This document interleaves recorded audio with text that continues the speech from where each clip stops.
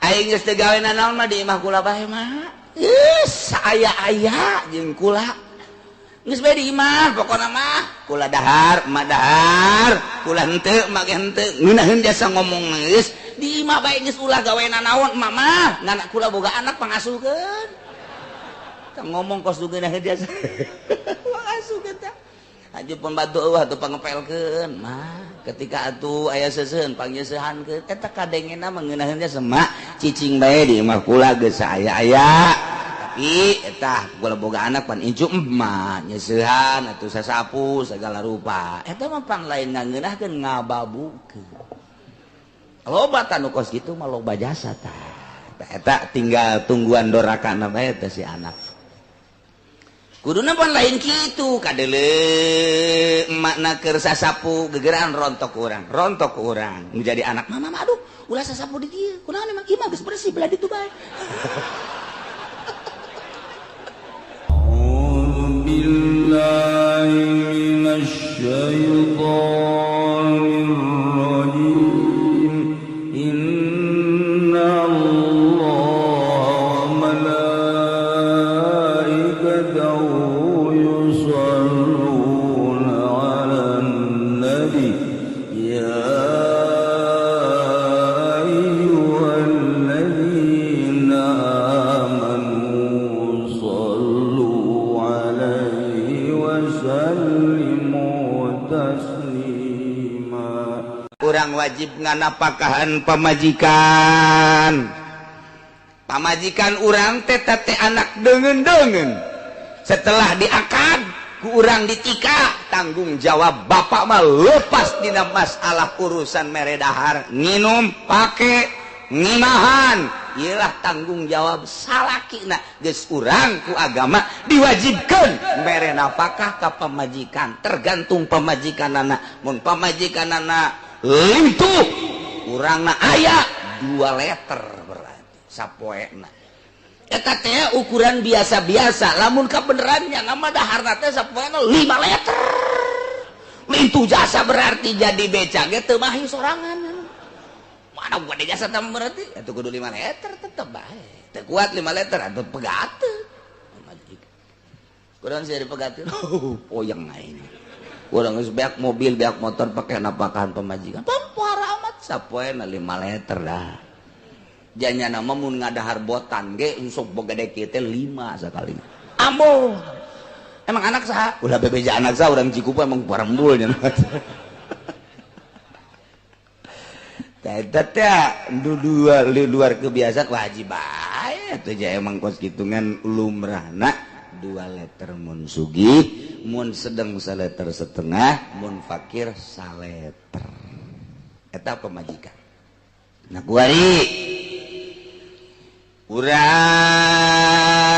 boga bapak kemudian bapak urang teh teu mampu urang boga emak urang teh teu mampu teh hartina teu usaha ngadahar nu aya gegeseet ta eta teh emak jeung bapak nu masih keneh hirup hajunyanana teu usaha pandahar mah terus bae dahar mah terus bae baju bidesa disampaikeun cekolot baheula ban beuteung mah teu bisa tetep bae kudu dibere dahar nah ieu kuari kawajiban mere dahar kawajiban nganapakahan kanu jadi indung jeung bapak saha eta ieu dek diatur cek di dieu yalzamuhun nafaqatul walid wajib kaki zaid nganapakahan bapak termasuk indung wajib kaki zaid nganapakahan emak nu bapak jeung emakna teu boga pausahaan ngadahar nu aya geges teu aya ulah datang ka terlantar indung jeung bapak teh wajib ka anakna nganapakahan indung jeung bapakna cecena indung jeung bapana mah geus eueuh ge bapak kolotna kuari bapak kolotna ai digawe mah henteu ngan dahar mah gembul ta eta wajib bae ta ka incu berarti wa in ala sanajan saping luhureunana bapak jeung emak geus eueuh atawa aya keneh bapak aya emak aya geus teu daya teu upaya teu usaha teu naon ngadahar nu aya geus teu aya ludes kemudian boga kene bapakna bapak kolot berarti nisbat di anakna mah tah eta bapak kolot jeung emak kolotna wajib dinapakahan ku anakna bapakna wajib dinapakahan ku anak emak wajib dinapakahan ku emak mun aya kele bapak kolot lagi wajib dinapakahan ku nu jadi incu. Nah alhamdulillah di urang kos kitu jasa kos kitu jasa lah pokona manis hiji doang nu teu diurusan teh indung bapak teh ya nu kieu mak aing geus teu gawe nanaon mah di imah kula bae mak geus aya jeung kula geus bae di imah pokona mah kula dahar emak dahar kula henteu emak ge henteu ngeunaheun jasa ngomong geus di imah bae geus ulah gawe nanaon emak mah ngana kula boga anak pangasuhkeun tah ngomong kos ngeunaheun jasa pangasuhkeun tah aju pembantu eueuh atuh pangepelkeun mah ketika atuh aya seuseun pangyeusehankeun eta kadengena mah ngeunaheun jasa mak cicing bae di imah kula geus aya tapi eta kula boga anak pan incu emak nyeusehan atuh sasapu sagala rupa eta mah pan lain ngeunahkeun ngababukeun loba tanu kos kitu mah loba jasa tah eta tinggal tungguan dorakana bae teh si anak kuduna pan lain kitu kadeuleu emakna keur sasapu gegeran rontok urang nu jadi anak mama aduh ulah sasapu di dieu kunaon emang imah geus bersih belah ditu bae tak anak goblok jasa tah mah Masya Allah sudah teh kangenakeun kan jadi indung teh horengan nanti tak pindah blon teh mah situ mah ge mak hampura bae mak kajieun kadeuleu kotor ge lah sapira kotor atuh mak ja aya nu ngurusan ieu pembantu can datang atawa ke can kasiwer geus mamandek di mushola bae geura maca Quran tasbih geus teu kudu naon mama keluar dahar anggap kukula mata gatem geus pokona sia ka aing ngomong gos kitu geus kumaha jadamun eta itu naon ngaranna gateman mah teh kaya rayap mah geus emak mah geus cicing bae geus bebeneran kula mah ieu ulah sasapu ulah ngepel geus pokona mah da ibadah bae emak mah di dieu dahar sadaekna emak teh nginum sadaekna hayang kunaon kitu bubuahan tuh di kulkas aya emak mah geus ulah mikiran gawe segala naon kotor saeutik geus serahkeun ka nu ngurus tah emak teh lega alhamdulillah ya boga anak teh alhamdulillah ya mah lain pan emak jadi kuru barang cicing di imah sia kunaon emang atuh emak kabeh pan sasapu emak nyusuan emak ngasuh emak budak cerik jika emakeun pan sagala rupa bae ka masak-masak emak ja pemajikan sia mah gaweana nonton TV bae eta nu kos kitu di Lampung loba tah aju kuari pindah ka dieu lain ngangirakeun gamat tak emak teh wajib dinapakahan mak ieu mah keur carita ieu emak daek cicing di imah kula teu kudu gawe dahar sadaek da kewajiban kula pan emak teh mun daek alhamdulillah emak mah hayang bebas kajian di imah sia gedong mewah segala rupa ge emak tetep bae yang di imah lamun emak yang di imah geus ulah gawe naon emak mah salat bae kukura dikiriman mak beasna duitna jeung sajabana geus emak mah pokona mah ulah mikiran naon ibadah bae geus ka Gusti Allah tak mun aya anak nu model kos kitu tah surga Masya Allah hese jasa eta ka emak teh hese ka abah jeung ka emak-emak babari jasa anak ngolokna teh babari jasa Waalaikumsalam jasa bah sehat-sehat tuh alhamdulillah aku Masya Allah eta naon teh kabeuki abah rokok jinggo ieu kabeuki abah ieu kopi nu pahit teh ieu ih sia mah bisa anja atuh kula mah geus nyawa dadaek abah aduh anak aing eueuh deui di antara 12 kan sia doang nupang hebat-hebat aja ya tuh kula baca inget bae ka abah kajian kuku mah ge nu mantak ge sanajan rada carang ka dia inget mah terus bae bah alhamdulillah kula dek gendong dia sape-sapeting geus gendong bae deukeut sia ngeunaheun jasa aju nyana isuk-isuk nelegudang loba amat ya abah parena menang panen meureunana ieu waduh bebeja ka abahna bah eta pare loba loba alhamdulillah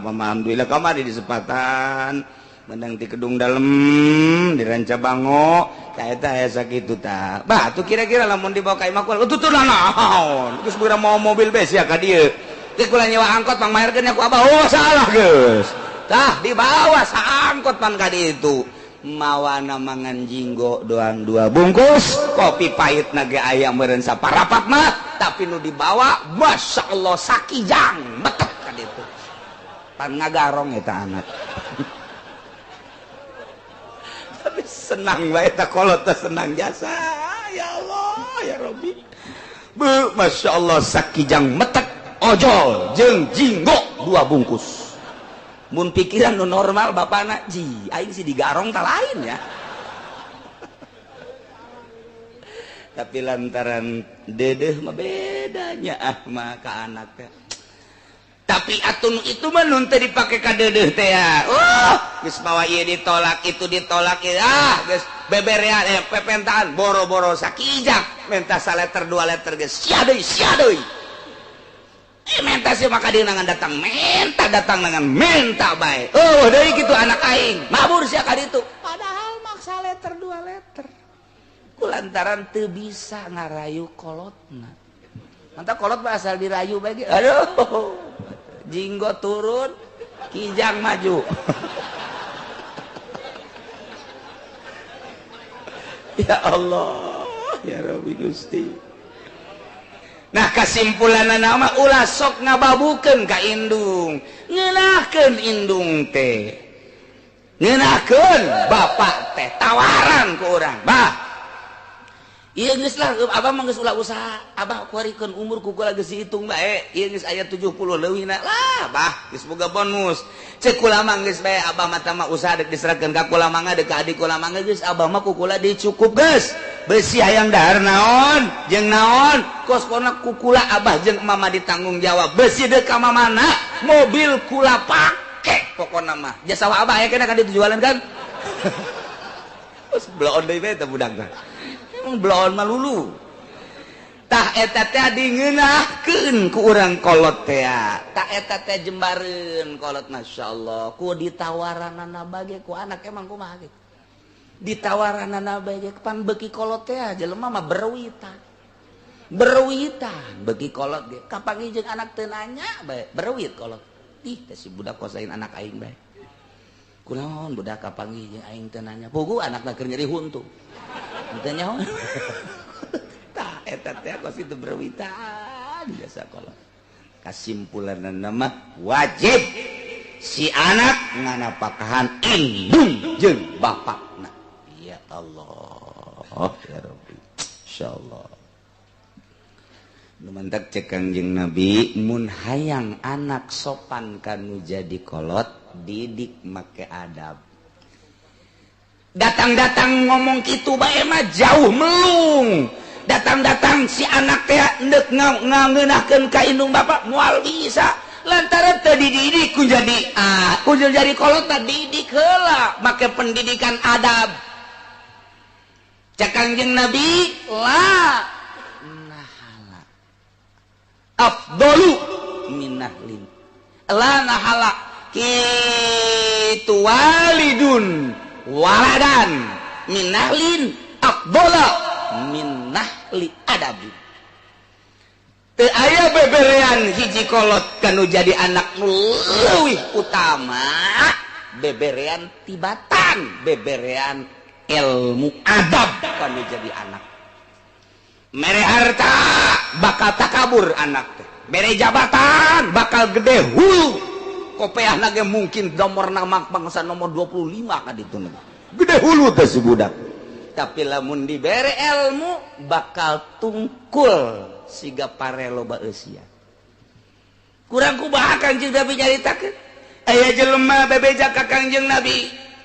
cak eta jelema ya Rasulullah kunaon anak teu sopan jasa ka kula teh aduh boro-boro mere nanya ge henteu senyum Kangjeng Nabi bebeja deui nya senyum deui bebe jadi senyum deui geus apaleun Kangjeng Nabi mah ngobrol jeung Kangjeng Nabi mah yeuh mata batinna teh geus neropong deul pan kieu ya Rasulullah kunaon senyum bae atuh bongan teu dididik adab ku maneh dididik dengan seukur dididik supaya boga harta jeung jabatan doang atuh pasti moal aya aji ka anjeun teh ceurik nyana ceurik tak kuari teh nu teu masantrenkeun anak ngan sakadar titah sekolah titah dagang titah usaha ujung-ujungna kolotna ketika kesulitan anak teu boga adab ulah disalahkeun anakna disalahkeun bapana nu disalahkeun indungna ku boloon-boloon teh si indung jeung bapa teh lain ngadidik anak make ilmu adab tapi ngadidikna titah takabur jeung sombong ulah disalahkeun da sakola mah eta mah pabrik sombong sakola mah eta mah produksi takabur tapi kunaon ku indung jeung bapana disakolakeun deres lamun disaimbangkeun mah jeung masantren rada aya keseimbangan nyana antara heuh jeung henteu tapi nu meles-meles sakola SD SMP SMA kuliah deuk iraha ngaji tauhidna jeung rurukunana ketika deuk kesulitan bapana minta tulung ke anakna henteu nulungan ulah disalahkeun saha nu disalahkeun bapana lain sakadar bapana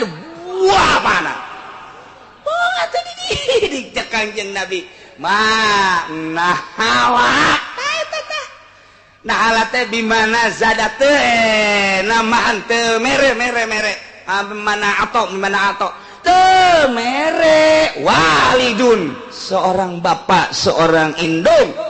waladan ka anakna Abdullah nu leuwih utama minah li adabil tibatan mere adab lamun dididik anakna ceng masantren sakola mah tiasa aya daek atuh aya henteu ku aing mah masantren bae lah karasa sia ku siangke lamun sia geus boga sagala kemudian hayang ibadah ka Gusti Allah sia teu boga bekal jaga deukeutkeun diri ka Gusti Allah kaduhung sia kajen kukumaha ge masantren aya abah masantren teh sia sok bibisaanan ka abah sagala ulah sok ngabalikeun lain abah masantren teu baheulana abah teu geus atuh ulah kos abah teh sia-sia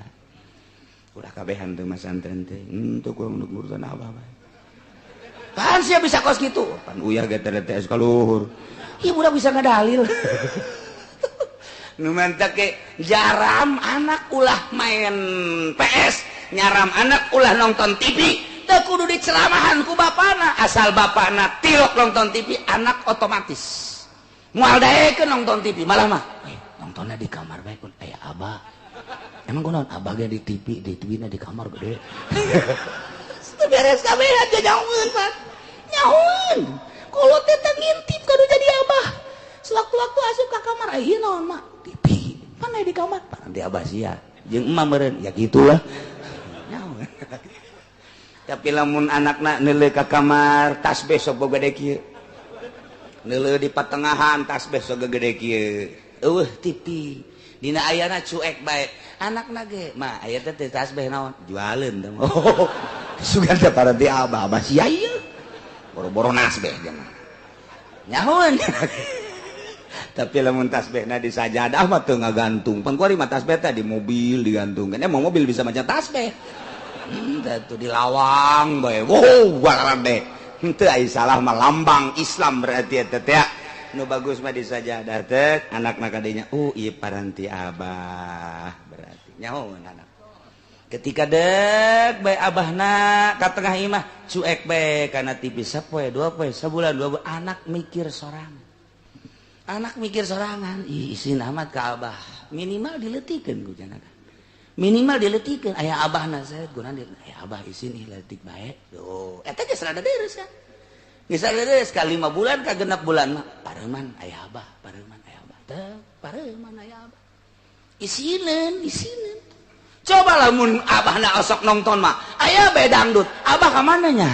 emang udah ieu resep abah ye tolol anak ge jadi goblok ka abah ya Allah ya Rabbi jahun anak ge didinya kalimat tetangga aya abah we emang kunaon teh iya aya Happy Tamala di TV hayu cak aing kos kitu sia lain seserian emang sia kos kitu pugu aing ge nyaho jasa pugu yalzamun nafaqatul walid. Jadi ku Kangjeng Nabi mun indung bapak hayang diurusan ku anak didik make ilmu adab kenya nyaon peradaban antara anak jeung bapak, antara bapak jeung anak jeung bapak mantak ngeunaheun ka dituna teh ke kudu hese deui geus dileletik dipagahan ku indung teh leuwih istimewa indung magahan anak pagahan bapana cicing di dinya indungna di deceng ka deceng ieu yang ngejah ieu emakna tanu bagahan asup nyurupna cepet eta teh sungut indung kanu jadi anak we ye alif jabara beja berba aba beja berba paja berpa bapak jadi aba bapak heeh sing jare si iya jaya sia baca ku sia bapak sia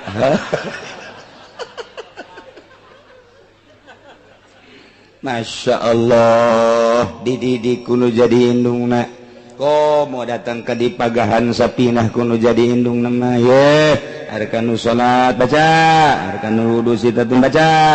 kabelah dieuna dibere pagah dipagahan tauhid kabelah dituna adab-adaban geus jana ge sopan ka indung bapana ketika indungna kakarak sales basa etik perhatianna tinggi emak emang sales mah engke kukula pangmelikeunnya ka obat warung mulai emak emang rada parah ya kayak kukulanya dibawakan ke mantri anakna teh langsung ngomong soal ieu mah emak geus ngagoler ge aya anak ka mana nyana mah dipengkolan main pes aduh teh si budak digerokeun ge hei masih muriang teu dibakar rumah sakit pae ge hade cek aing kos kitu sia kejen kukumaha ge aing ge nyaho jasa lah pokona mah bungan ku sia teh di pasantren kan eta akibatna kos kitu ulah nyalakeun cak Kangjeng Nabi ulah disalahkeun anak lah ketika anak teu sopan kan jadi indung bapak pernah didik teu ku indung bapana min hakil walad alal walidi salah satu asya apaan kitu min hakil waladi hak anak alal walid kawajiban kanu jadi indung bapana tilu perkara hiji ayusamyahu bismin hasanin idza wulida anak di mana lahir ngaranan make ngaran nu bagus parentah Kangjeng Nabi abeh mendidik ieu mah ngaran saya ieu ngaranna saya Robert sakumaha urang kulon Robert anu ieu Johannes masyaallah geus pohoan ka Kangjeng Nabi geus pohoan jasa anu ieu ngaranna Roberto anu ieu Ronaldi kon ngaran kos kararia amat sih ngaran teh kos karar itu dipake ngaran ya Allah ya Rabbi ayyusamyahu bismin hasanin idza wali pake ngaran anu bagus hiji ngaran Allah make Abdul saya ngaranna Abdullah Abdurrahman Abdurrahim atau make tapaul ka ulama-ulama ieu ngaranna Ghazali Imam Ghazali aing resep jasa di ngaranan Ghazali itu tasawuf, Ghazali itu tukang main bola. Oh, masalah ngaran-ngaran atau akur. Nomor kedua, ayyu'allimahu al-Qur'ana idza mayyaza. Urukan ku indung bapa Al-Qur'an. Al-Qur'an teh di jerona na timimiti macana, ngahartikeunana kabelah dituna adab-adaban jeung sajabana. Al-Qur'an teh geus komplit sajabana, sagala-galana. Didiku indung bapana. Nomor katilu ayu zawijahu idza balago di mana geus balik kawinkeun lamun eta dilaksanakeun rapih imah tangga budak geus bebeja bah kurang hayang kawin siap can tamat ge sakola jibah sanajan bari sakola ge anakan ieu bah bapana bingung ngajawabna aing mah lain masalah eta aduh budak kumaha beusi pajar teu bisa tenang bah wah ya anak terberes ya kajian kumaha nah eta didik urang tuh eta eueuh deui beberean indung bapak balikan deui eueuh deui beberean indung bapak kanu jadi anak ran leuwih utama tibatan mere adab sakitu bae tengetkeun teh catet tang haji 5 tahun boga eta bae mantep tah heuh lah kieu cenah dicatet hayo guys balik bae ka Tajong tadi teh naonnya aing pohoan eta otak nangan saukur sajeung ka eta balik ka imah mikir anak ke bener genya iya anak aing aduh geus lah nu hiji gagal sakola bae aji kadu jadi kolot nu kadua ge gagal aduh nu katilu mah ieu aing dek nuturkeun ucapan Kangjeng Nabi ulah ka kula ka Kangjeng Nabi bae kula mah hanya nyampaikeun penyambung lidah doang geus ulah dianggap geus kula mah geus Kangjeng Nabi bae langsung geus bae ka Kangjeng beusi pajar hayang di pasantrenan kula ka Cilong henteu los ka mana ge teu aing mah ka mana ge sabodo sarua bae teu kudu ka dieu riweuh ongkoh nu penting aja di lembur aya pondok kadinya geus nah ulah sampai gagal kabeh sugan be sakeluarga ya aya hiji-hijieun yang ngangkat ke di akhirat mah nya ieu budak di pasantrenkeun ke di akhirat nanyana salamet teu karunyaeun ka indung bapak jeung teu karunyaeun ka dulur-dulurna mantak naon pikiran kadinya tah kurang malain gitu guys hiji gagal kedua gagal sia sekolah sing bener engke abe kadituna sia bisa nungtun adik-adik sia nya usahana jeung politikna guys eta mah nu kos kitu malulu pitayeun malulu mun kaluar jumbo nu untung lalintu jumbo eta kos karek maka Kangjeng Nabi Sulaiman khuyira Sulaiman alaihi salam dititah milih Kangjeng Nabi Sulaiman alaihi salam bisalah satin tilu hiji milih harta dua milih kerajaan mulk nomor katilu milih ilmu cak Allah wahai Sulaiman maneh coba kuari pilih di antara tilu hiji harta sadag-adag dua kerajaan anu luar biasa tilu ilmu fakhtaral ilma Kangjeng Nabi Sulaiman nyilih ilmu abdi mah ilmu bae Gusti harta mah nyanggakeun ka Gusti kerajaan nyanggakeun ka Gusti abdi mah ilmu bae Gusti naon mantap maneh milih ilmu harta mah bakal ditinggalkeun ku abdi can ditinggalkeun ge kadang-kadang geus tinggalkeun rusak kerajaan contoh tiba heula nganya adigung hungkul bakal ditinggalkeun tapi ilmu mah bakal ngilu ka jero kuburan bakal ngilu ka mahsyar bakal ngilu nyebrang jeung abdi babarengan bakal ngilu ka sorga abdi mah ilmu bae cak Gusti Allah dipuji masyaallah cak Gusti Allah anta habibi ya Sulaiman anjeun kakasih kaula wahai Sulaiman dimilih ilmu ternyata setahun 2 tahun dan berikutnya kerajaan aya di nyana harta aya di nyana milih ilmu nu dua kumpul kabeh jadi ngahiji ilmu tah Masya Allah asup ka pabrik teu boga ilmu tukang sapu kunana emang ieu jadi tukang sapu atuh teu boga ijazah deres bae kula mah sasapu gawe sok dicarekanan bae ku pimpron lah capek jasa coba orang lamun boga ilmu mah di kantor make AC sakali tanda tangan waduh meuli kijang ilmu eta sanajan eta ilmu teu beres eta coba orang boga ilmu agama sopan bae ka sasaha ka adi nyaah teuing dedeh teuing ieu teh adi ka kakak ieu teh luhureun urang ka emang ka uwa ya kitu kan yang saja pada sobo ka guru gitu kene ka anak guru gitu kene urang guru ka eta ka anak nage berarti guru ka dia nage guru bae sopan henteu meuli sopan mah mantap naon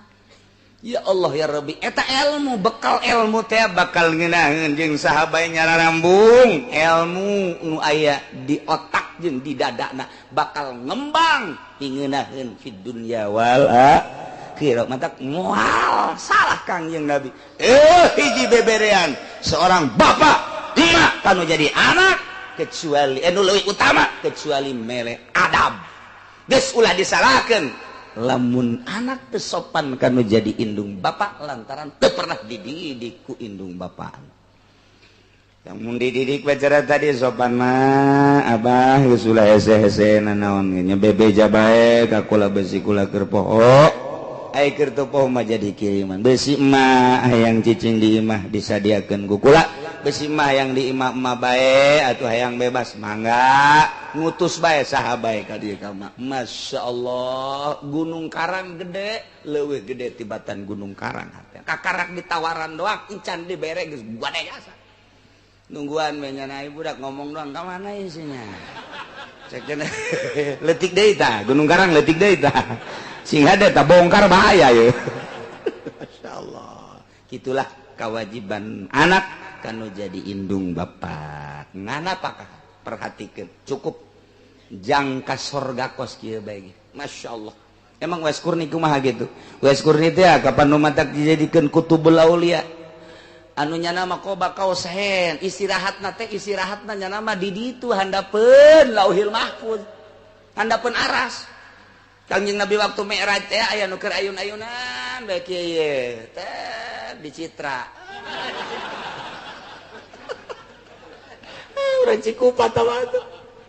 ayun-ayunan di handapeun aras noe malaikat Kangjeng Nabi ka malaikat Jibril man huwa ya Jibril saha eta cek malaikat Jibril huwa abduka Uwaisul Qarni oh anu istirahatna handapeun aras ku Gusti Allah geus teu meunang di mana-mana nyan mah istirahatna di dinya ya Karim kuluhur-luhur teuing eta si jelema datang ka istirahatna di handapeun aras geus tinggal ka sorga doang terus bae Kanjeng Nabi Mi'raj hasil Mi'raj salat teh eta ditaliti waduh horeng Uwaisul Qarni teh kumaha moal bisa ninggalkeun imah salila indungna aya emang kumaha gitu indungna geus teu daya teu upaya mun ku urang mun ku aya setruk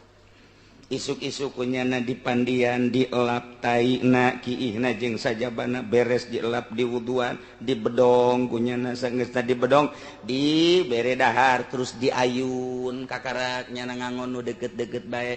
ke kira-kira bangsa jam 11 bere deui susu ka indungna ke sore mere deui dahareun salila eta terus bae Uwais Qarni teh ibadah khusus ka Gusti Allah sesa ngurusan indungna sesa ngurusan indung kakara Allahu Akbar sesa ngurusan indung kakara maca Quran sesa ngurusan indung kakara maca sholawat kitu jeung kitu bae sabaraha taun eta kitu geung kitu bae 20 tahun beres Uwais Qarni emakna maot kakarak nyana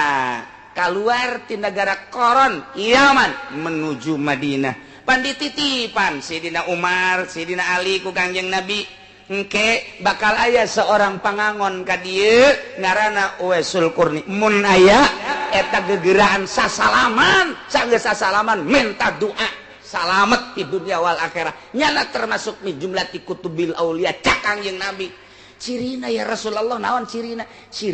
hiji leungeunna di dieu aya hideungan kadua leuleus nu mantak leuleus nyana teh tilokna naon ngan zikir bae ai urang mah ngampakan suluh bacul mobil bode teh naon karang-karangna teh Toronton itu mah teu salah ngan geus pagawean bae ngan sok kudu ngangon doang penta eta titip aya titip-titip nu sejenana diintip bae kan ku Sina Umar jeung Sina Ali kapanggih latak begitu kapanggih dibedakeun atur salam ti Kangjeng Nabi kitu-kitu dongeng Kangjeng Nabi cak dina ulah dibejakeun ka sasanya ulah dibejakeun ngadoa nyana beres ngadoa indit deui embung kanyahoan wali asli mah ai kuari mah pan dikatipikeun hadirilah waliullah tolol zikir dengan para wali mana meureun walingi meureun atau wali kota tak itulah Uwaisul Qarni keur carita sekilas Uwaisul Qarni istirahatna baina qausaini bahasa kinayah ku deuketna diri ka Gusti Allah tahtal arsy urang eta ngurusan indung Masya Allah urang mah kakarak sabulan 2 bulan ge aju menta cai bae Waalaikumsalam di mana sih di Cikupa gini enon tuh dia mah kiai boga mang geus teu seolah kaya ngising dinya kieu dinya geus dibawa ka rumah sakit dia mah kieu bae kieu lah atuh lamun cenah ieu mah pipanjangkeun atuh panjang lamun dipendekeun gara paehkeun bae kiai sia tolol ka aing ditah mayan jelema berarti aing tapi teu beres eta kos kitu tah geus teu kuat ye indung mah ngurusan anak 12 teu pernah ngeluh setik-etik acan tapi 12 anak ngurusan indung hiji Masya Allah teu kawawaeun otak pikir indung ngurusan anak 12 sugan ngeluh teu aya keur ayana luar biasa dibikeun ka anakna keur awana indung mah neangan nyuhun dagang taripang jang anak nyun dagang kitu bala-bala jang anak bugaeun jasa mun geus boga duit belikeun ka sangu anak dahar seubeun ate indung gede jasa pikir kotak pohar raja seseorang indung dek indungna muriang 12 anak nu mampu urusan hiji-hiji acan cek nu kolot sia tuh banaing geus kamari coba tuh aing mah teu kaur coba karo adina gelut kan udah biasa gelut mun kitu mah tek bedek jual orang jual bae nu ditu yuk yang urusan emak teh tolong emak keneh mana eta mah sawah emak atuh mantak naon sawah sia jual jang emak ieu mah aya ngurusan nu emak ieu lah urang jual jang ngurusan emak padahal nya ge hayang eta ngomongna doang sawah emak jang urusan emak urang ngan ngurusan doang sugan leuwihna bae jitol ai nu sia da kira dipake ka emak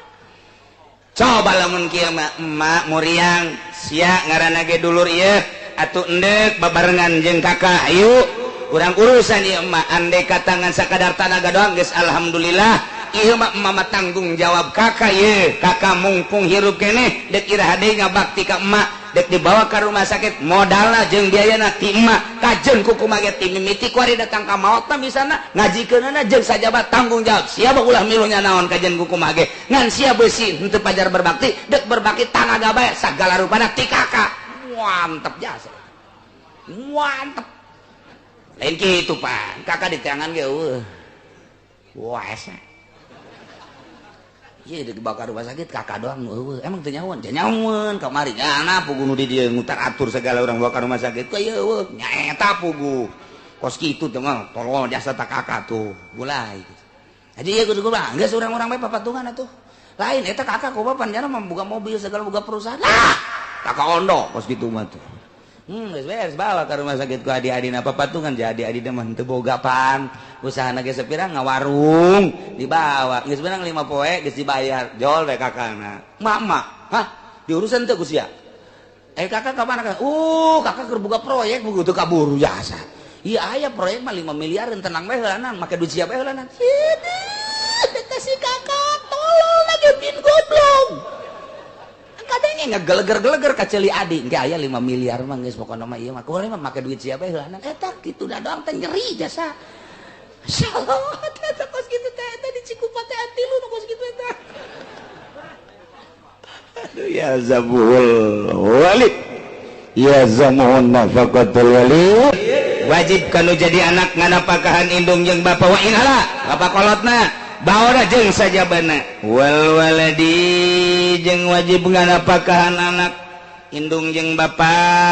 boga anak kemudian anakna henteu usaha wajib si bapa si emak nganapakahan anak wa insabala sanajan kahandap anakna boga anak incu berarti teu mampu naon wajib bae dinapakan teu meunang diantepkeun doraka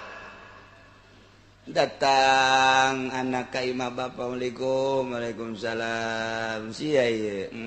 kuru amat nyaeta bah dagang naon ieu sia kuari dagang modal ti abah teh pake ngawarung aya nu ngabobol warungna bah beak jeung warung-warungna lain dibobol meureun dijual ya saparo-saparo bah lah jual ongko dibobol ondo meureun anak tadi ayo atuh anak kula kilima pan bah usaha pernah kula di egel gitu kan ku abah teh disakolakeun kula maca sayana bae egle atuh ka ditu sia ajo atuh kos kitu bae kula ajo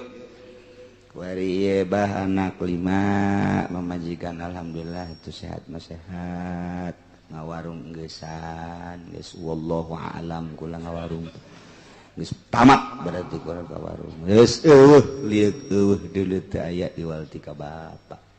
sakitu bae kula malaporan ulah ngomong kieu si bapak budak laporanna kitu tiba heula ulah kos kitu bapak aya keneh sia teh anak abah pan tenang bila perlu kawin deui sia wah eta kolot hebatnya eta mah kos kitu tah hebat kawin deui kanu sugih ku aing dikawinkeun ai laku kitu ge sia boro-boro kanu sugih buku eta ge hese geus tenang sia pokona mah deuk balik tuh beas bawa tuh duitna dah ku duitna tah beusi aya kopi gula bawa geus ku sia ka ditu bae ke menang dompet 3 poe sia misalna butuh deui ka dieu deui salila aba aya pokona mah geus tenang bae eta kolot ngaranna geus itu ngeunaheun kan jadi anak nikmat ka belajar bener-bener abah ieu mah abah mudah-mudahan panjang umur bah didoakeun ku anak didoakeun eta tah lamun kos kieu datang ka imah abah sia deui kamari sia kuari sia atuh mencari manuk bisa mencari ai sia henteu nyeri jasa pan lain teu mencari anaknya kurang kumaha geus ngawarung teh geus ngojek teh atuh emang diberena sakitu meureunanan ku Allah teh dieret kemudian atuh ieu teh naon kitu ngaranna cobaan kanu jadi bapak tah bapana nyarekan kanu jadi anak pan puyeng anak 5 pemajikan mana imah bocor usaha henteu ku kolot dicarekan ka imah dulu na hees bae endeu kumaha coba pikir ku urang tah efek iwal tinggal doa ya Allah ya Rabbi memeh abdi nu paeh maning abah sugan wae warisanana abdi mandek warisanana bae Gusti sebab moal waka dikubur pan abah can modar mah pan ngadoa teu kira-kira eta salah apa Masya Allah coba mun abahna cara tadi bager mah sia butuh sakarung bawa diabakan aya 5 karung keneh bawa besi tuh di goa nya di warung nyokot catet bae ku sia ke bayar ku sia ente bayar bawa ayo ka warung ente bonna ka abahkeun ka dieu abah mah geus biasa ieu ka dinya kamalain sasaha ieu nu aya di dapur bawa ka ditu sia pemajikan sia karunya anak sia karunya waduh pemajikan sia teh pan minantu abah anak sia teh pan incu abah mak nya lamun datang ka keterlantar atuh pan abah nu isin ka masyarakat komo ka Gusti Allah mah tenang pokona mah harta abah harta babarengan geus bawa ka ditu sia besi kurang ke saminggu 2 minggu datang deui ka abah geus salira aya abah mah di dia hayuh bae geus beuh nyana ceuri ke tanah ceri kata anak di pengkolan minta motor baik gitu ya kak abah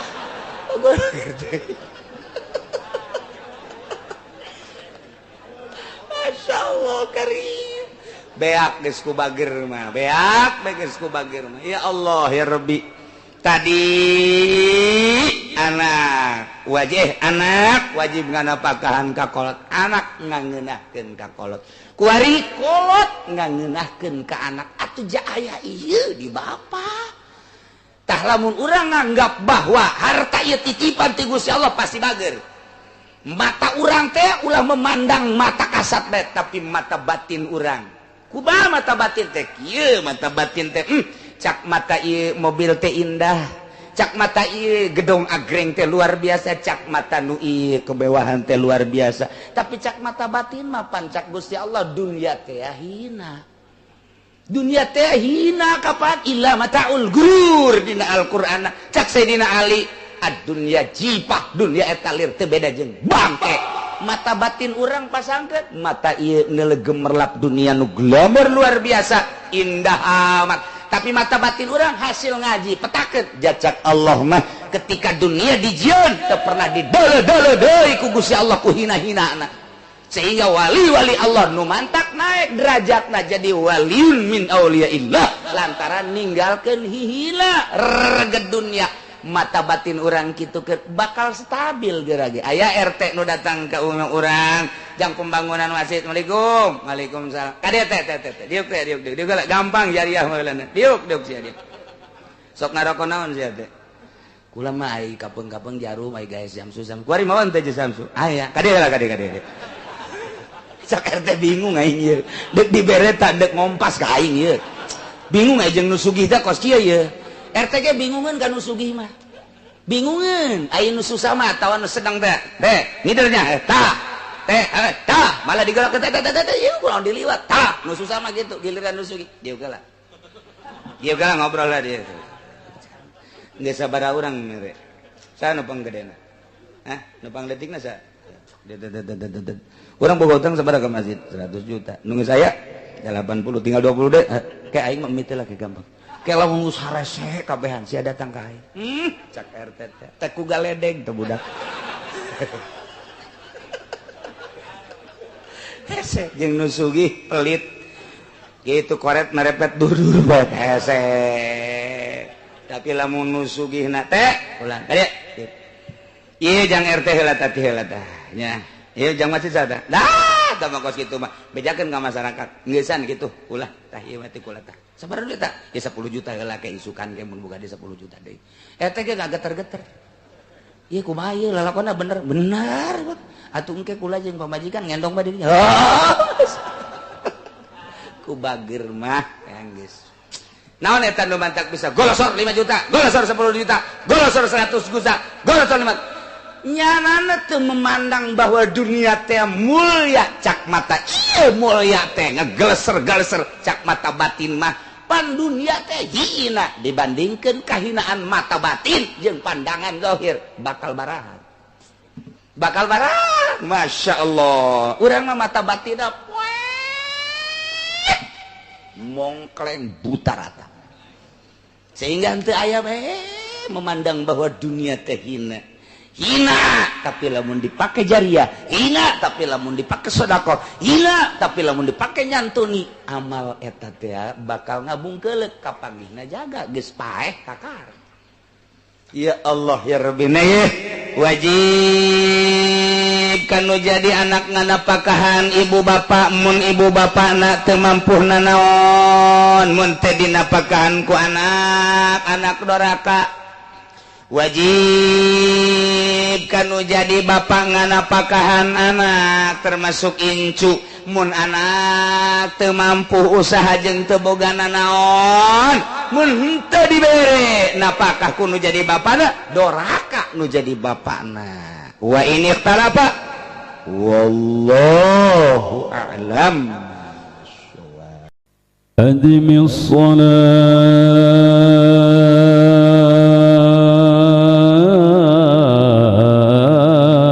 على الحبيب محمد أدم الصلاة على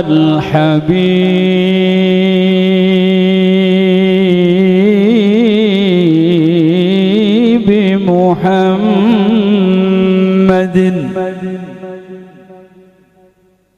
فقبولها حتما بغير تردد أعمالنا بين القبول وردها أعمالنا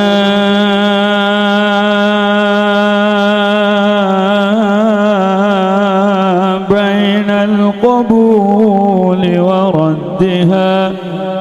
إلا الصلاة على الحبيب محمد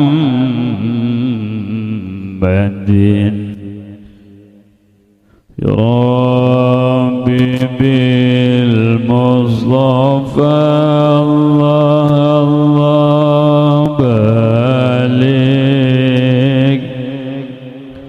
سيدنا الله يا الله واغفر لنا ما مضى يا واسع الكرم يا الله يا الله محمد ذو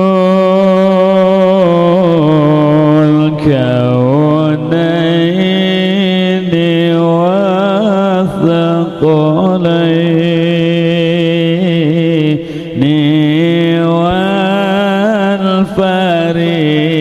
والفريقين من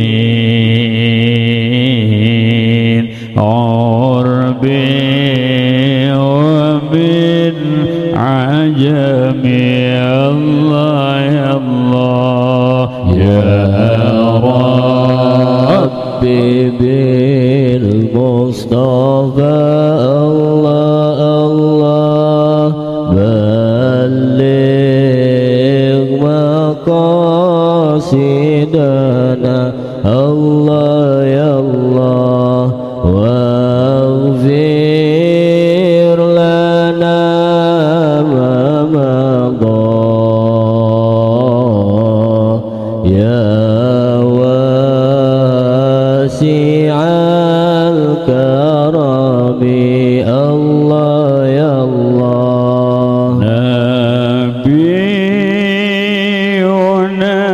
الأمير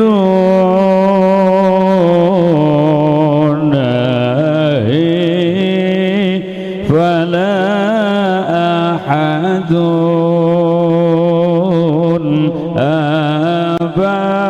أبار في قولنا منه ولا نعم الله يا الله يا ربي بالمصطفى الله الله بلغ مقاصدنا الله يا الله واغفر لنا ما مضى